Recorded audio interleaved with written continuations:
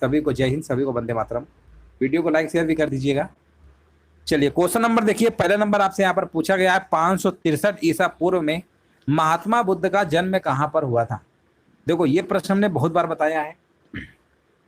देखिए महात्मा बुद्ध की बात हो रही है, ध्यान दीजिएगा, महात्मा बुद्ध है ना, महात्मा बुद्ध के यहाँ पर आपको जवाब देना है। और इनका जन्म लुम्बिनी में हुआ था। अब लुम्बिनी आप कहेंगे कहाँ पर है, तो नेपाल में, नेपाल में है ना आपको लुम्बिनी। तो लुम्बिनी नामक स्थान पे हुआ था जो कि नेपाल में पड़ता है। अगर हम बात करेंगे इनके मृत्यु कब हुई थी, मृत्यु कहाँ हुई थी, तो कुशीनगर में हुई थी, जिसे आप कुशीनारा कहते हैं। तो मृत्यु हुई थी कुशीनगर में, है ना, कुशीनगर में। जन्म आपका हुआ था लुम्बिनी में, कपिल वस्तु के लुम्बिनी यानी नेपाल। आंसर क्या लगाएंगे, ऑप्शन नंबर तीसरा नंबर। अब आप कहेंगे वैशाली में किनका जन्म हुआ था। वैशाली बिहार में पड़ता है। और ये जो महावीर स्वामी आपके थे 24वें तीर्थकर थे, महावीर स्वामी 24वें तीर्थकर थे, अंतिम तीर्थकर थे। और इनका जन्म आपका वैशाली में हुआ था जो कि बिहार में पड़ता है। चलिए आगे बढ़ते हैं। क्वेश्चन नंबर देखिए, सेकंड नंबर आपसे पूछा गया है, सिराज आ हिंद नाम से विख्यात जौनपुर नगर की स्थापना किसने की थी। बहुत ही आसान प्रश्न है। और इसकी स्थापना जो है फिरोज शाह तुगलक ने किया था। आंसर जाएगा विकल्प नंबर यहाँ पे आपका राइट आंसर आपका यहाँ पर हो जाएगा। चलिए आगे बढ़ते हैं। क्वेश्चन नंबर देखिए, यहाँ पर तीसरा नंबर जवाब देना है। पूछा गया निम्नलिखित में से किसे भारत में स्थानीय स्वायत्त शासन का जनक माना जाता है। चलिए यहाँ पर देखिए आपको जवाब देना है। क्वेश्चन नंबर तीसरे नंबर का जवाब यहाँ पर क्या होगा। और क्वेश्चन नंबर देखिए तीसरे नंबर का आपका जवाब हो जाएगा लॉर्ड रिपन। स्वायत्त शासन का जनक माना जाता है लॉर्ड रिपन को। आंसर क्या होगा आपका बी नंबर वाला सही है। अगला प्रश्न बताइए, किस मुगल सम्राट के शासन के दौरान भारतीय मुगल चित्रों का उद्गम हुआ था। भारतीय मुगल चित्रों का आपको बताना है।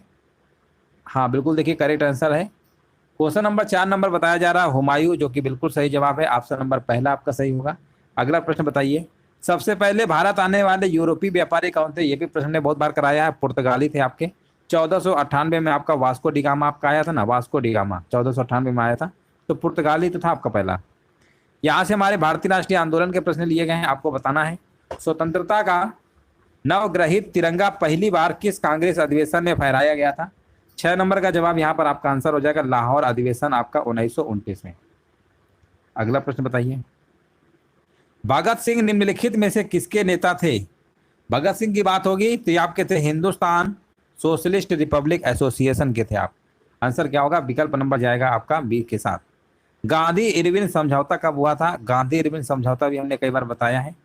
ये जो समझौता आपका हुआ था 1931 बताया जा रहा है, जो कि बिल्कुल सही जवाब है, 1931 में आपका हुआ था। 8 नंबर का बी नंबर आपका सही है ना, बिल्कुल करेक्ट। और पूरा डेट याद रखिएगा 5 मार्च है ना, 5 मार्च 1931 को। रॉलेट एक्ट जो है पारित होने के समय भारत का वायसराय कौन था। रॉलेट एक्ट सभी को पता है 1919 में, है ना। 1919 में जलियांवाला बाग हत्याकांड भी आपका हुआ था। यहां पर आपको बताना 9 नंबर का जवाब यहाँ पर क्या होगा। और यहाँ पर आंसर हमारे बीच आ चुका है। हाँ बिल्कुल सही है, मॉन्टेग्यू चेम्सफोर्ड आपने पढ़ा होगा, है ना।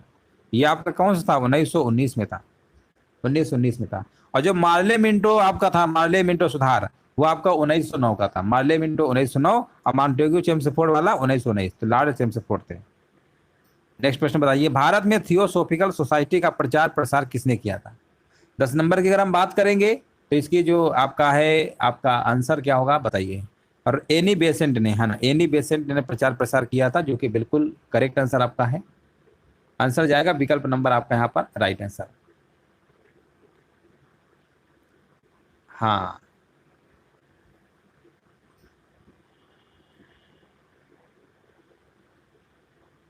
आयरिश महिला थी आपकी, आयरलैंड की थी ना, आयरिश महिला। चलो अगला प्रश्न बताइए, एनी बेसेंट आपकी। अधिकांश मौसमी गतिविधियां क्षोभ मंडल में घटित होती है जिसका तापमान, है ना, ये घटित होती है जिसका तापमान ऊंचाई के साथ क्या होता है, घटता है। ऊंचाई के साथ क्या है, घटता है। विकल्प आपका बी नंबर सही है। इनमें से कौन सा युग्म आपका सुमेलित नहीं है, बताइए कौन सा युग्म आपका सुमेलित नहीं है। तो आप देखेंगे यहाँ पर 12 नंबर में आपका जो विकल्प दिया गया ना, बर्लिन। बर्लिन जो आपका है जर्मनी में स्प्री नदी पर स्थित है। कौन सी नदी है, स्प्री नदी है ना, राइन नहीं, स्प्री नदी है, स्प्री। तो इसका मतलब कंफर्म हो गया ना, ऑप्शन नंबर बी आपका सुमेलित नहीं है। विश्व की सबसे बड़ी जहाजी नहर कौन सी है? अगर हम बात करते हैं सबसे बड़ी जहाजी नहर की बात करते हैं तो ये आपकी हो जाएगा यहाँ पर मिस्र में जो आपकी सुएज नहर है ना, उसी को हम बोलते हैं सबसे बड़ी जहाजी नहर। अगला प्रश्न है, शब्द यहाँ पर बताना काला सोना किसके लिए प्रयुक्त होता है? अब ये जो प्रश्न है आपके सामने है, क्वेश्चन नंबर यहाँ पर जो 14 है, इसको आप ध्यान से देख लीजिए। ये प्रश्न कई बार पूछा गया है और काफी लोग इसका आंसर गलत भी कर देते हैं। बहुत लोग इसमें कोयला भी मार देते हैं, पेट्रोलियम भी मार देते हैं, लेकिन याद रखिएगा अगर पेट्रोलियम कोयला दोनों विकल्प हैं, होता है इसे दोनों के लिए, लेकिन अगर पेट्रोलियम कोयला दोनों है तो पहले आपको पेट्रोलियम वाला ऑप्शन मार के आना है। अगर पेट्रोलियम ऑप्शन नहीं है तो फिर आप कोयला वाला ऑप्शन लगा सकते हैं। इस चीज को विशेष ध्यान रखिएगा, ऐसे प्रश्न एग्जाम में आते हैं। त्रिपुरा अपने उत्तर, दक्षिण और पश्चिम में घिरा हुआ है। 15 नंबर का अगर हम आप जवाब पूछेंगे तो यहाँ पर बताया जा रहा है बांग्लादेश से घिरा हुआ है, जो कि बिल्कुल करेक्ट आंसर आपका यहाँ पर होगा।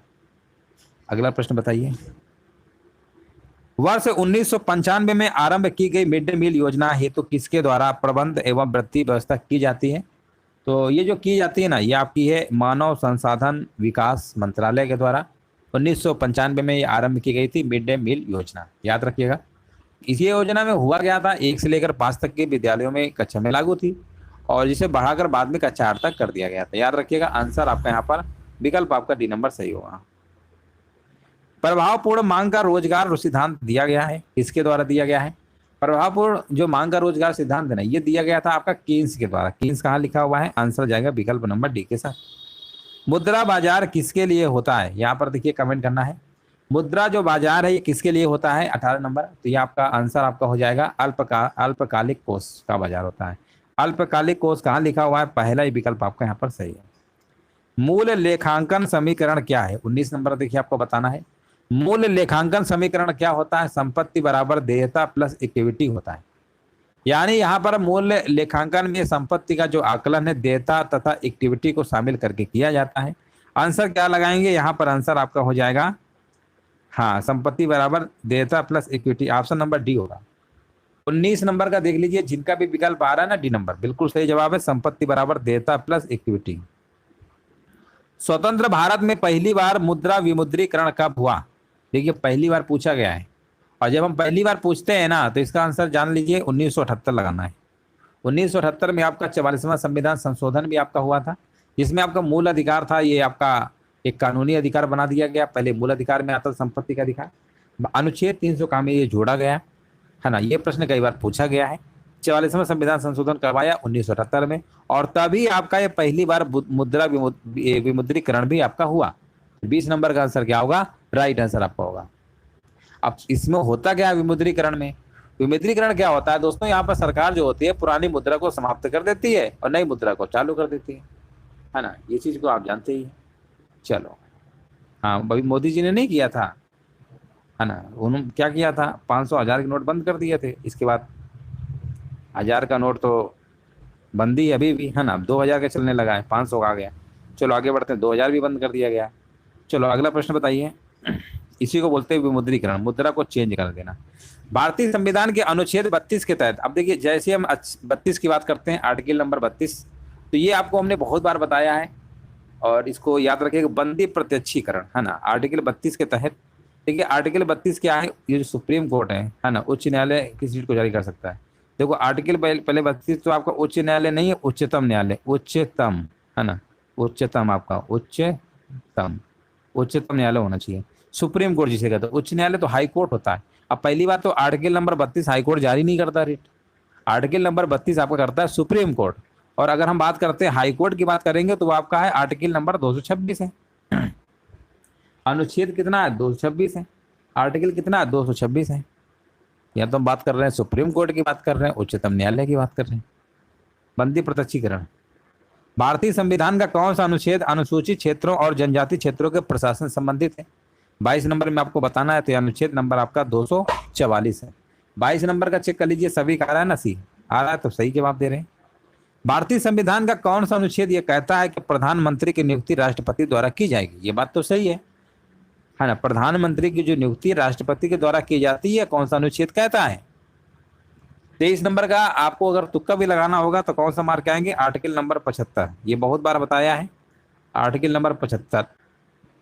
लोकसभा में सामान्य सदस्यों के द्वारा निजी विधेयक पेश करने की सूचना अवधि कितनी है? सूचना अवधि कितनी है, यहाँ पर आपको अगर निजी विधेयक की बात करेंगे ना तो यहाँ पर आंसर आपका हो जाएगा अवधि 1 माह। और जो कि मंत्रियों के द्वारा है ना, ये तो लोकसभा में सामान्य सदस्य हो गए, सामान्य सदस्यों के द्वारा निजी विधेयक पेश करने की सूचना 1 माह की होती है, याद रखिएगा 1 माह। लेकिन अगर हम बात करते हैं जबकि मंत्रियों के द्वारा विधेयक पेश करने की जो सूचना अवधि होती है वो आपकी 7 दिन होती है, 7 दिन होती है, याद रखिएगा अगर मंत्रियों के द्वारा विधेयक पेश किया जाता है, पेश करने की सूचना। और निजी विधेयक अथवा गैर सरकारी विधेयक संसद के सामान्य सदस्य प्रस्तुत करते हैं, जबकि सरकारी विधेयक जो होता है ना, सरकारी जो विधेयक होता है वो मंत्री प्रस्तुत करते हैं, ये भी आपको याद रखना है। कौन सा मौलिक अधिकार अल्पसंख्यकों के हितों के संरक्षण की बात करता है, कौन सा आर्टिकल है, ये आर्टिकल नंबर आपका 29 और 30 है। तो आंसर देखिए कौन सा है, 25 नंबर का जवाब बताइए क्या होगा। हाँ, सांस्कृतिक और शैक्षिक अधिकार, सांस्कृतिक और शैक्षिक अधिकार, याद रखिएगा आंसर आपका जाएगा बिल्कुल। सांस्कृतिक में 29 है आर्टिकल और शैक्षिक में आपका 30 है। आर्टिकल हो गए 29 और 30। क्लियर हो गया, चलो आगे बढ़ते हैं। यहाँ से विज्ञान के प्रश्न हमारे स्टार्ट है। पूछा गया पादप कोशिका भित्ति मुख्यतः किसकी बनी होती है, 26 नंबर आपको बताना है। पादप जो कोशिका भित्ति होती है मुख्यतः आपकी बनी होती है सेलुलोज की बनी होती है, आंसर क्या होगा, सी नंबर सही होगा। कोहरा, बादल, कुहासा किसके उदाहरण है, 27 नंबर आपको बताना है।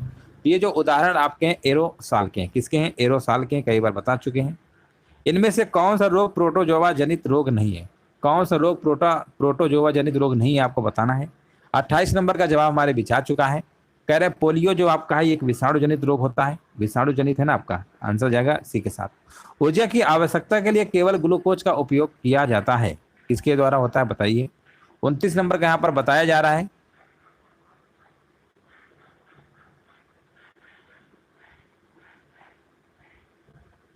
हाँ, 29 नंबर बताया जा रहा है, ऊर्जा की आवश्यकता के लिए यकृत केवल ग्लूकोज का उपयोग करता है। यकृत करता है, याद रखिएगा यकृत यानी लीवर, है ना। आंसर क्या लगाएंगे, यकृत के द्वारा। आयोडीन कमी से कौन सा रोग होता है, घेंगा होता है। 30 नंबर का भी आपका हो जाएगा, घेंगा, ग्वाइटर जिसे कहते हैं, घेंगा। यहाँ पर देखिए हिंदी के प्रश्न लिए गए, आपको बताना हिंदी के शब्दों का लिंग निर्धारण किसके आधार पर होता है। 36 नंबर का आपको कमेंट करना है, हिंदी के शब्दों का लिंग निर्धारण किसके आधार पर होता है। और यहाँ पर बताया जा रहा है क्रिया के आधार पे होता है ना, बिल्कुल सही बात है, क्रिया के आधार पे होता है।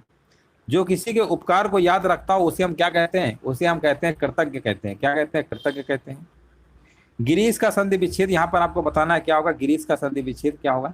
तो गिरीश का जो संधि विच्छेद होगा, गिरी प्लस ईस होगा, छोटी और बड़ी मिलकर बड़ी ही बनाएगा।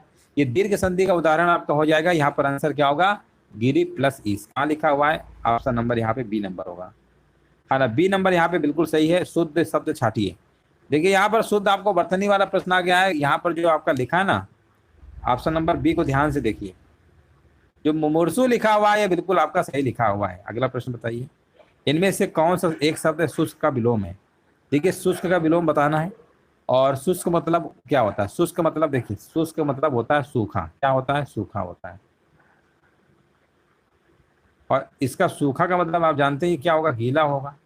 और गीला किसका होता है, आर्द्र का होता है। किसका होता है, आर्द्र का होता है। यहाँ से देखिए करंट के प्रश्न हमारे स्टार्ट है।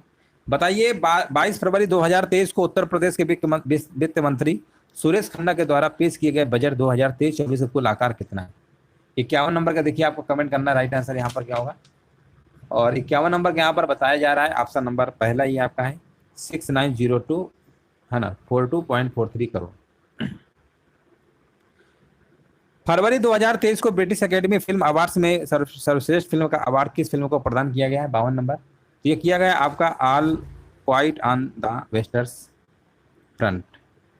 अगला प्रश्न बताइए, फरवरी 2023 में बाफ्टा अवार्ड में फिल्म एल्विस के लिए ऑस्टिन बटलर को सर्वश्रेष्ठ अभिनेता का पुरस्कार प्रदान किया गया। किसे फिल्म में टार के लिए सर्वश्रेष्ठ अभिनेत्री का बाफ्टा अवार्ड दिया गया, किस फिल्म में स्टार के लिए, है ना, बताइए। फिल्म टार के लिए सर्वश्रेष्ठ अभिनेत्री का बाफ्टा अवार्ड प्रदान किया गया। तो 53 का आंसर जो आपका होगा ना, यहाँ पर आंसर क्या होगा बताइए। 53 का बता रहे हैं डी नंबर, बिल्कुल सही है ना, केंट ब्लैंचेट।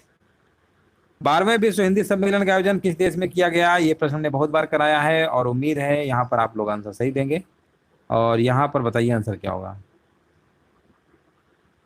54 नंबर का आपको जवाब देना है, आंसर क्या होगा। 2023 में आपको हुआ था ना, ये 2023 में हुआ आपका ये 12वां विश्व हिंदी सम्मेलन किस देश में किया गया। 54 का बताइए क्या होगा। फिजी है ना, फिजी बिल्कुल सही है। इंटरनेशनल स्पेस स्टेशन के मिशन में शामिल होने वाली सऊदी अरब की पहली महिला अंतरिक्ष यात्री कौन बन गई है? हाँ नहीं, यहाँ पर बताइए 55 का जवाब क्या होगा? ये आपकी बन गई है रेयाना बरनावी, आंसर जाएगा बी के साथ। वर्ल्ड बैंक ने भूकंप प्रभावित तुर्की के लिए कितने अरब डॉलर की सहायता की घोषणा की है? तो ये किया है आपका 1.78 अरब डॉलर, याद रखिएगा आंसर आपका 1.78 है। प्रधानमंत्री नरेंद्र मोदी ने बेंगलुरु में एशिया के सबसे बड़े एरो शो एरो इंडिया 2023 के 14वें संस्करण का उद्घाटन किया है। इसकी थीम क्या है? इसकी देखिए थीम आपको बताना है, 57 का आंसर क्या होगा? तो यहाँ पर इसकी थीम जो आपकी है ना, ये आपकी कौन सी है? ये आपका the runway to a billion opportunities, answer जाएगा ए नंबर के साथ, the runway to a billion opportunities. 57 का आपका ए नंबर सही है। पहले वुमेन प्रीमियर लीग के ऑक्शन में सबसे महंगे खिलाड़ी 3.4 करोड़ भारत की बल्लेबाज स्मृति मंधाना को किस टीम ने खरीदा है? स्मृति मंधाना को किस टीम ने खरीदा है? 58 नंबर। तो यहाँ पर आंसर आपका होगा रॉयल चैलेंजर बेंगलोर ने खरीदा है। भारत के प्रधानमंत्री नरेंद्र मोदी ने किस राज्य में जल जन अभियान का वर्चुअली उद्घाटन किया है? तो ये किया है आपका राजस्थान आंसर आपका यहाँ पर आपका सही होगा। उत्तरी सीमा पर आवश्यक बुनियादी ढांचे के विकास के लिए केंद्रीय प्रायोजित वाइब्रेंट विलेज प्रोग्राम के लिए कितने करोड़ रुपए आवंटित किए गए हैं? तो आंसर आपका हो जाएगा यहाँ पर 4800 करोड़ रुपए। कितना है? 4800 रुपए, 4800 करोड़ रुपए। चलिए, इनमें से कौन सा सही सुमेलित नहीं है? 61 नंबर बताइए। 61 नंबर का आपको कमेंट करना है। देखिए कौन सा सही सुमेलित नहीं है, यहाँ पर आपको बताना है आंसर क्या होगा, है ना। चलिए कमेंट करिए, यहाँ पे आंसर क्या होगा। दक्षिण पूर्व रेलवे का जो मुख्यालय है आपका गोरखपुर में नहीं है, बाकी तो सब आपके है ना, बाकी सब आपके सही है। 61 नंबर का ऑप्शन नंबर यहाँ पे क्या होगा? डी नंबर आपका करेक्ट आंसर आपका यहाँ पर हो जाएगा। अगला प्रश्न बताइए। राष्ट्रीय सुदूर संवेदन केंद्र NRSC स्थित है, 62 नंबर का जवाब क्या होगा? तो ये आपका स्थित है हैदराबाद में। बांग्लादेश की मुद्रा क्या है? बांग्लादेश की मुद्रा आपकी टका है। 63 नंबर का आपका सी नंबर सही है। लोक नृत्य यहाँ पर बताइए का एक रूप बिहू निम्नलिखित में से किस राज्य संबंधित है? असम का है। विशाख दत्त रचित प्राचीन नाटक मुद्राक्षस का विषय किस पर आधारित था? ये जो आधारित था आपका चंद्रगुप्त मौर्य के काल के दरबार के षड्यंत्रों पर। दक्षिण एशियाई क्षेत्रीय सहयोग संगठन सार्क की स्थापना कब हुई थी? ये बहुत बार करा चुके हैं, 1985 में आपकी हुई थी। गोल्डन लैंड निम्नलिखित में से किस देश का एक लोकप्रिय उपनाम है? Golden land. 67 नंबर का यहाँ पर जवाब आ चुका है, ये आपका है म्यांमार का। कहाँ का है? म्यांमार का है, आंसर आपका सही होगा। राष्ट्रीय रक्षा अकादमी कहाँ पर स्थित है? ये आपका खड़गवासला में है ना। 68 नंबर का जवाब यहाँ पर क्या होगा? खड़गवासला में। इंडिया विंस फ्रीडम के लेखक कौन है? ये भी बहुत बार बता चुके हैं। इसके लेखक की अगर हम बात करेंगे तो आपके आंसर आपका हो जाएगा मौलाना अबुल कलाम आजाद। 69 का आपका बी नंबर सही है। और यहाँ पर बताइए नंदी पहाड़ियाँ कहाँ स्थित हैं?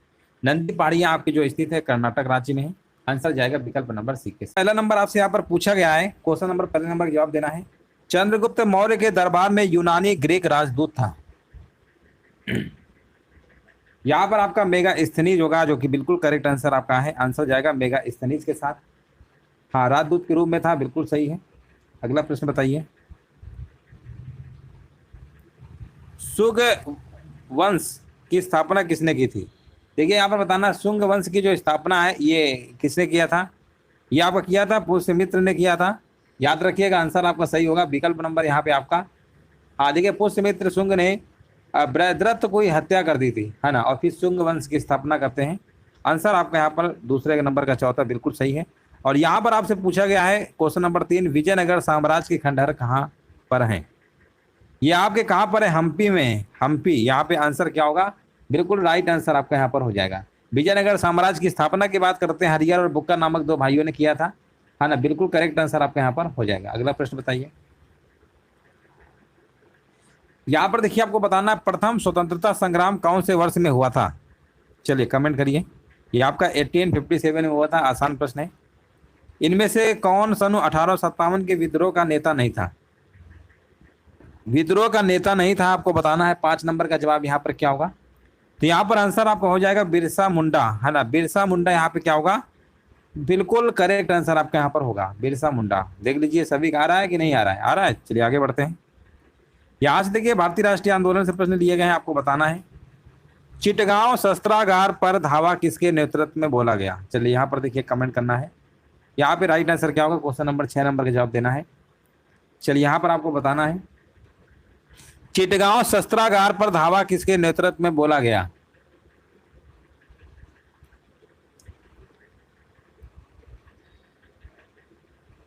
देखिए यहाँ पर बताया जा रहा है 18 अप्रैल 1930, डेट याद रखिएगा 18 अप्रैल 1930 है ना, 18 अप्रैल 1930 डेट याद रखिएगा। सूर्यसेन, हाँ, भारत के महान क्रांतिकारी सूर्यसेन के नेतृत्व में ये आपका धावा बोला गया था। बिल्कुल सही जवाब है चटगांव, यानी अभी समय ये बांग्लादेश में। अगर हम आपसे कहें चिटगांव यानी चटगांव है ना, चटगांव इस समय कहाँ पर है? ये आपका बांग्लादेश में। चिटगांव लिखा ना, चटगांव होता है, ये बांग्लादेश में, याद रखिएगा बांग्लादेश में आपका है। इसी को हम चटगांव शस्त्रागार छपा या चटगांव विद्रोह के नाम से जानते हैं। हाँ बिल्कुल करेक्ट आंसर है सूर्यसेन। अगला प्रश्न बताइए, इसके संस्थापक राजा राम मोहन राय किसके संस्थापक थे? आर्य समाज के स्वामी दयानंद सरस्वती थे, है ना। यहाँ पर 7 नंबर का बताया जा रहा है ब्रह्म समाज की स्थापना 1828 में किया गया था राजा राम मोहन राय के द्वारा। आर्य समाज की स्थापना की बात करेंगे तो स्वामी दयानंद सरस्वती हैं, याद रखिएगा। और रामकृष्ण मिशन आप सब लोग जानती हैं, स्वामी विवेकानंद। आंसर जाएगा विकल्प नंबर यहाँ पे आपका तीसरे नंबर के साथ। नेक्स्ट प्रश्न बताइए, स्वदेशी आंदोलन को आंध्र के डेल्टा इलाकों में किस नाम से जाना जाता था? बताइए।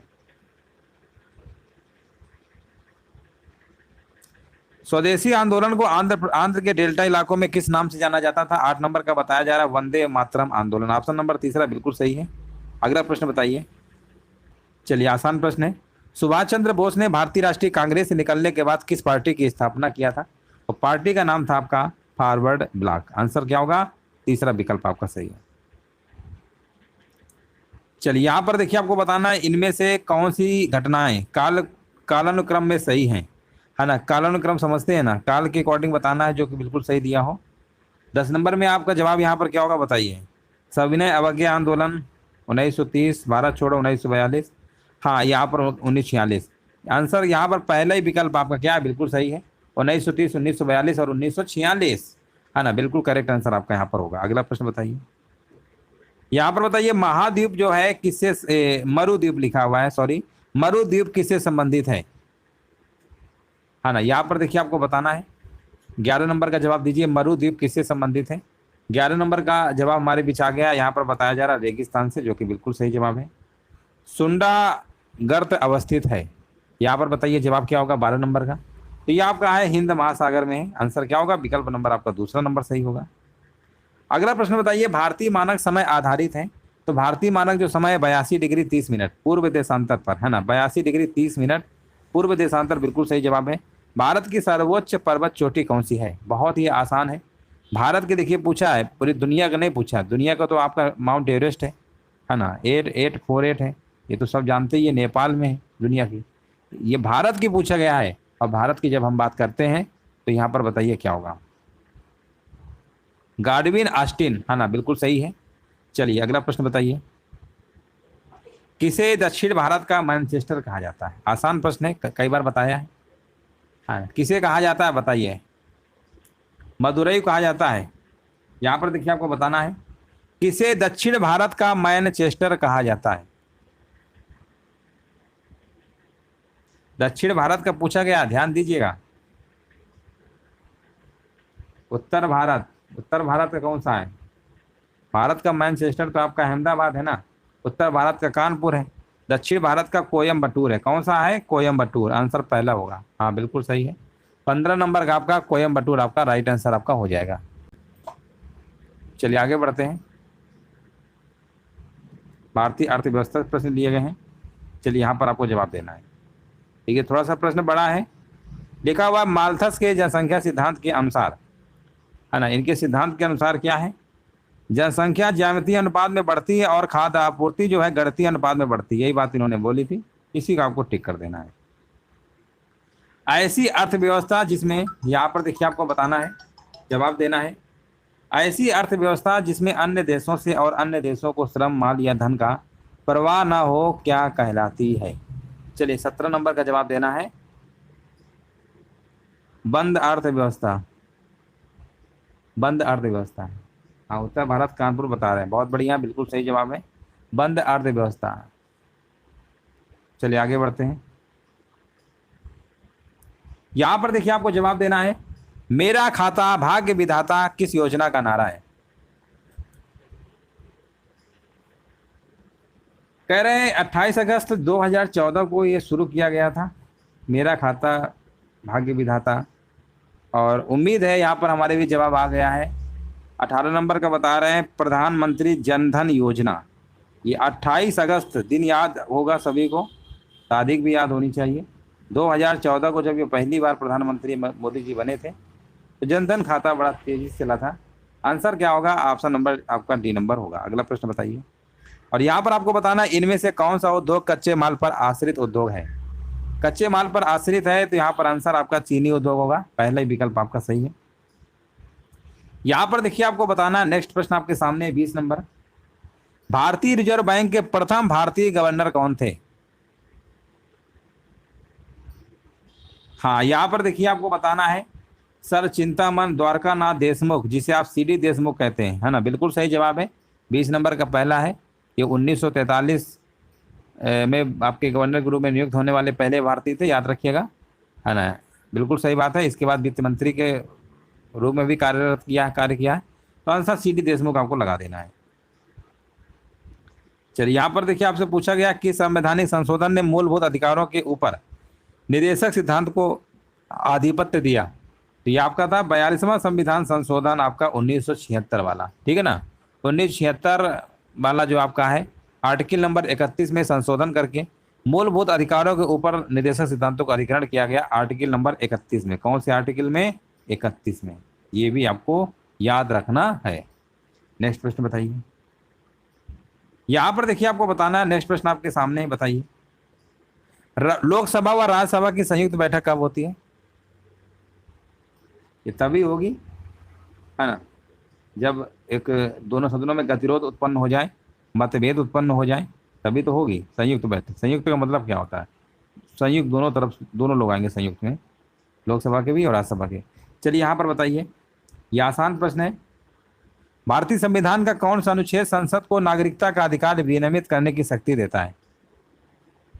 देखिए 1 से 4 अनुच्छेद पढ़ते हैं ना भाग नंबर 1 में, और भाग नंबर 2 में क्या पढ़ते हैं? अनुच्छेद 5 से 11 सिटीजनशिप का है, नागरिकता संबंधित है।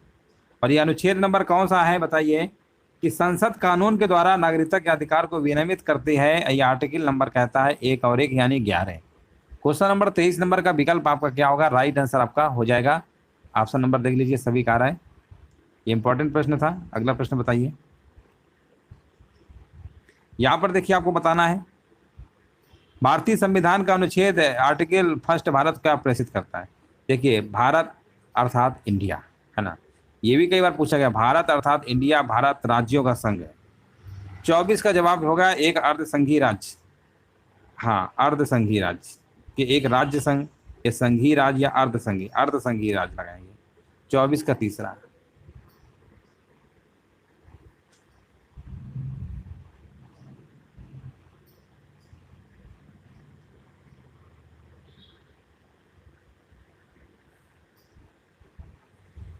भारतीय संविधान का अनुच्छेद 1 भारत को क्या घोषित करता है? बता सही रहे, राज्यों का संघ है ना, सी नंबर क्यों लगा रहे हैं? पहला ही तो है, भारत राज्यों का संघ है ना, एक राज्य संघ होगा, अर्धसंघी नहीं, भारत राज्यों का संघ है, भारत अर्थात इंडिया। बता सही रहे थे और गलत टिक कर दिए। चलो पहला ही होगा। अगला प्रश्न बताइए। हाँ हाँ बिल्कुल सही है, वो सही बोल सही रहे थे, वो गलती से टिक कर गए थे तीसरा वाला। चलो आगे बढ़ते हैं। 25 नंबर बताइए, है ना, हमने पहले ही बोला था भारत राज्यों का संघ है, भारत अर्थात इंडिया। ये भी कई बार पूछा गया था कि भारत मतलब इसमें क्या बोला गया है? भारत अर्थात इंडिया। संविधान कौन सा अनुच्छेद राज्य को ग्राम पंचायत मतलब बहुत बार कराया? Article number 40। अगला प्रश्न बताइए। यहाँ से देखिए विज्ञान के प्रश्न स्टार्ट है आपके, है ना। चलो हाँ, देखिए आज बफरिंग नहीं हो रही होगी, बहुत अच्छी क्लास चल रही शायद, है ना। कोई दिक्कत हो तो बता सकते हैं कमेंट करके। बताइए यहाँ पर आपको जवाब देना है यक्षमा के विरुद्ध, है ना। यहाँ पर क्वेश्चन बताइए, यक्षमा के विरुद्ध निम्नलिखित में से कौन सी औषध असरदार होती है? यक्षमा यानी टीबी के, है ना, टीबी की बात हो रही है, तो यहाँ पर स्ट्रेप्टोमाइसिन, ऑप्शन नंबर यहाँ पर लगा दीजिए चौथा नंबर, है ना। बड़े दिनों बाद क्लास में दिक्कत बहुत होती थी शाम को। चलो, ये नेटवर्क इशू बहुत हो रहा था अभी तक। चलो आगे बढ़ते हैं, यहाँ पर बताइए, जोड़ों में मूत्राम्ल क्रिस्टल जमा होने पर निम्नलिखित में से कौन सा रोग पैदा होता है? यूरिक अम्ल की उच्च मात्रा में हो जाता है, कौन सा? गाउट। कौन सा रोग होता है? गाउट, है ना। चलो आगे बढ़ते हैं,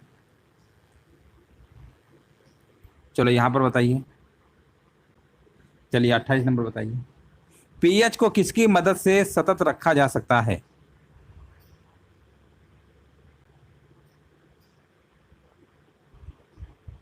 हाँ, यहाँ पर देखिए, आप देख जानते ही होंगे, पीएच वैल्यू 7 से कम होती है अम्लीय होता है, 7 से ज़्यादा होता है क्षारीय होता है, 7 रहता है न्यूट्रल रहता है, ये पता होगा सभी को। और यहाँ पर किसकी मदद से सतत रखा जा सकता है? आंसर होगा बफर विलियन। 28 नंबर का तीसरा नंबर आपका सही है। अगला प्रश्न बताइए, नेक्स्ट प्रश्न बताइए, परमाणु पाइल का प्रयोग कहाँ होता है? परमाणु पाइल का जो उपयोग है ना, ये नाभिकीय विखंडन के संचालन के लिए किया जाता है। नाभिकीय विखंडन को नाभिकीय विखंडन बता रहे हैं, विखंडन कहाँ है? ऑप्शन नंबर दूसरे में, ये संलयन है, नाभिकीय विखंडन। 29 नंबर का दूसरा नंबर आपका सही होगा। अगला प्रश्न बताइए, चलो यहाँ पर देखिए, कुछ न्यूमेरिकल टाइप का प्रश्न है। लिखा हुआ है, दो तरंगे जिनमें से प्रत्येक का आयाम 1.5 मिलीमीटर है और बारंबारता 10 हर्ट्ज है, विपरीत दिशाओं में चल रही है और उसकी गति 20 मिलीमीटर पर सेकंड है, संलग्न आसंधियों नोड के बीच मिलीमीटर में कितनी दूरी होगी? है ना, ये तो आपको v बराबर एन लेमडा लगा देना है बस। तो लेमडा बराबर क्या होगा? v अपन एन, यानी 20/10 यानी 2, और 2 आएगा और 2/2 कर देंगे, 20 की दूरी नोट के 1, यहाँ पे आंसर आएगा 1, ठीक है ना। मैथमेटिकल प्रश्न था, सॉल्व कर लीजिएगा, 1 आएगा। चलिए आज हिंदी के प्रश्न हमारे स्टार्ट है, आपको बताना है 36 नंबर, उत्कर्ष का विलोम यहाँ पर क्या होता है? उत्कर्ष का विलोम यहाँ पर बताया जा रहा है अपकर्ष, जो कि बिल्कुल सही जवाब है। अगला प्रश्न बताइए, यहाँ पर देखिए, बताना है, जिसका ऋण लिया हो वाक्यांश के लिए दिए गए विकल्पों में से उपयुक्त शब्द यहाँ पर क्या होगा? तो यहाँ पर बताना है क्या होगा। जिसका ऋण लिया है ना, देने वाला ऋणदाता होगा, जो लेगा कर्जदाता, ऑप्शन नंबर तीसरा। ये आपने कहावत बहुत सुनी होगी, चुल्लू भर पानी में डूब मरो, है ना। जब कोई बात हो जाती है ना कुछ ऐसी, कहते जाओ चुल्लू भर पानी डूब मर जाओ। इसका क्या मतलब होता है? ये कहावत जो बोली जाती है, इसका मतलब होता है लज्जे के मारे मुंह नहीं दिखाना, है ना, मतलब लज्जा के मारे मुंह नहीं दिखाना। अगला प्रश्न बताइए, यहाँ पर देखिए, आपको बताना है, दिए गए विकल्पों में से शुद्ध वाक्य छाटिए। दिए गए विकल्पों में से शुद्ध वाक्य आपको छाटना है। यहाँ पे 39 का जवाब क्या होगा? 39 का आंसर आपका चौथा होगा, गांधी जी ईश्वर के पक्के भक्त थे।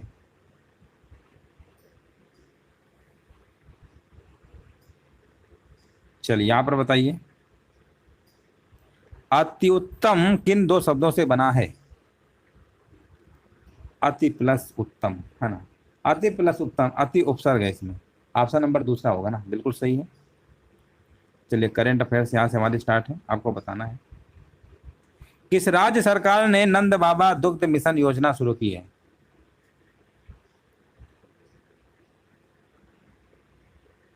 बताइए, 51 नंबर का जवाब यहाँ पर क्या होगा? नंद बाबा दुग्ध मिशन योजना।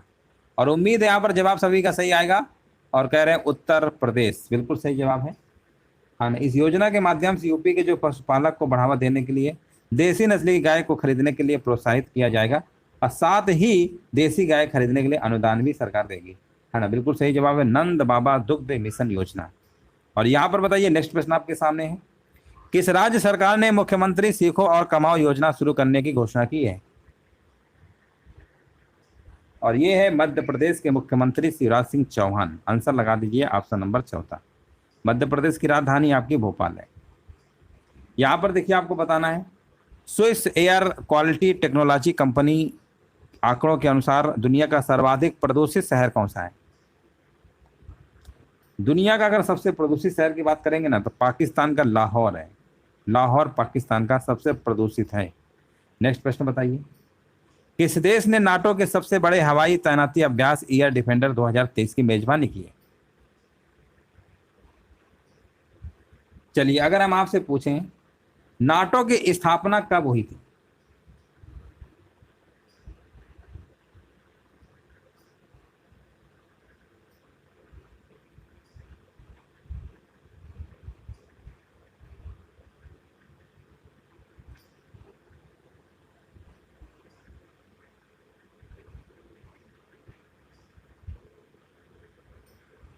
चलिए 4 अप्रैल 1949 को हुई थी नाटो की स्थापना। और इस समय वर्तमान में 31 देश हैं आपके, है ना, 31 हैं।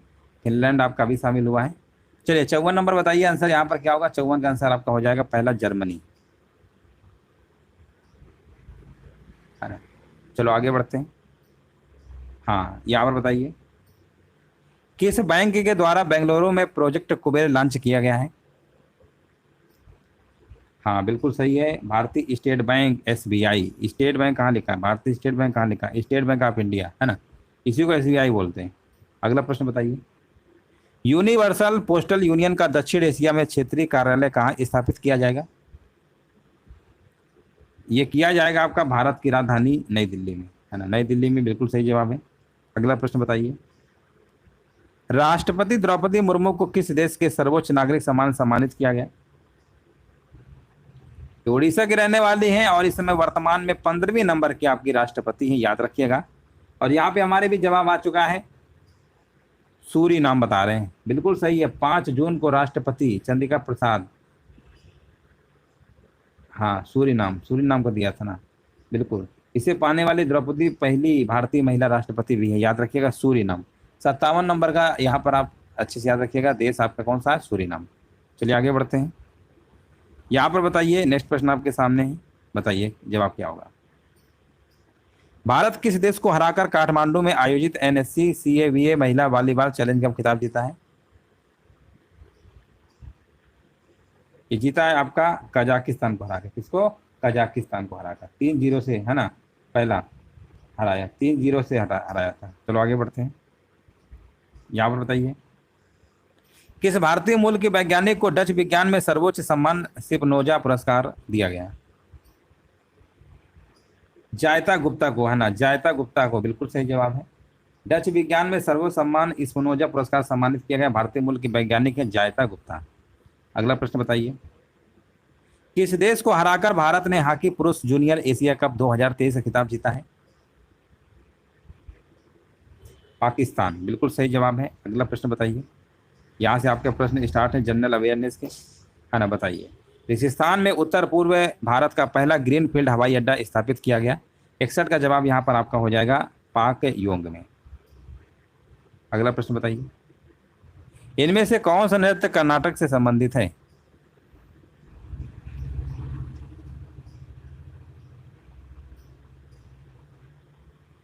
है ना, तो कर्नाटक का सबसे लोकप्रिय आपका यक्षगान भी है ना। और यहाँ पर जो आपका जवाब होगा ना, यहाँ पे आपका होगा बैलाटा, विकल्प नंबर आपका चौथा होगा। अगला प्रश्न बताइए मध्य प्रदेश के खजुराहो में स्थित ऐतिहासिक स्मारक किस वंश का सूचक है। ये आपका है खजुराहो जो आपको बना ना, चंदेल, चंदेल। इसमें बहुत कन्फ्यूजन होता है, चंदेल है कि चोल है कि चालुक्य है, बहुत कन्फ्यूजन होता है। तो याद रखिएगा चंदेल वंश के राजपूत शासकों के द्वारा बनवाया गया था खजुराहो के मंदिरों का निर्माण, चंदेल। अगला प्रश्न बताइए भारत की पहली महिला पर्वतारोही जिसने कांगसुंग की ओर से एवरेस्ट पर्वत पर चढ़ाई की थी, और उम्मीद है इसका जवाब हमारे भी सही आएगा। 64 नंबर का बताया जा रहा संतोष यादव, बिल्कुल सही जवाब है। 2 बार माउंट एवरेस्ट पर चढ़ने के लिए पहली महिला है आपकी, है ना, बिल्कुल सही है। अगला प्रश्न बताइए चलिए यहाँ पर आपको बताना है भारत सरकार के विज्ञान एवं प्रौद्योगिकी मंत्रालय के अंतर्गत एक स्वायत्त संस्थान है, और यहाँ पर बताया जा रहा है विज्ञान प्रसार, है ना, बिल्कुल सही बात है, विज्ञान प्रसार यहाँ पे बिल्कुल करेक्ट आंसर आपका होगा। हाँ 65 नंबर का आपका जवाब बिल्कुल सही है। अगला प्रश्न बताइए 66 नंबर देखिए आपको बताना है। प्रश्न देखिए थोड़ा बड़ा सा है, लिखा हुआ स्वदेश दर्शन योजना का उद्देश्य भारत के पर्यटन को बढ़ावा देना है। इनमें से कौन उन 13 स्थलों में शामिल नहीं है जो जिसे पर्यटन मंत्रालय ने निश्चित किया है। 66 नंबर की अगर हम बात करेंगे ना, तो यहाँ पर जो आपका लिखा हुआ है ये तो आपके सब शामिल है। यहाँ जो लिखा हुआ है ना महाभारत सर्किट, ये आपका नहीं होगा। चलो आगे बढ़ते हैं 67 नंबर बताइए भारत सरकार प्रतिवर्ष खेलों में उत्कृष्ट योगदान के लिए पुरस्कारों का वितरण करती है, निम्नलिखित में से कौन खेल पुरस्कार नहीं है। देखिए अर्जुन पुरस्कार खेल है, खेलो इंडिया थोड़ा है, ये वाला नहीं होगा, बाकी सब है, बाकी सब है। 67 का आपका दूसरा होगा। चलिए आगे बढ़ते हैं